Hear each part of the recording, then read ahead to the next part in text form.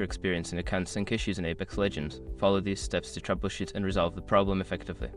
Step 1. Check server status. Visit the official Apex Legends server status page to see if there are any ongoing outages or maintenance. If the servers are down, you will need to wait until they are back online. Step 2. Restart the game. Close Apex Legends completely and restart it. This can help refresh your connection to the servers and may resolve minor sync issues. Step 3. Verify your internet connection. Ensure that your internet connection is stable. You can do this by running a speed test or trying to connect to other online services. If your connection is weak, consider resetting your router. Step 4. Relink your account. If the issue persists, try unlinking and then relinking your gaming accounts such as Origin, Steam, or EA. This can help refresh the connection between your account and the game. Step 5. Contact support. If none of the above steps work, reach out to EA support for assistance.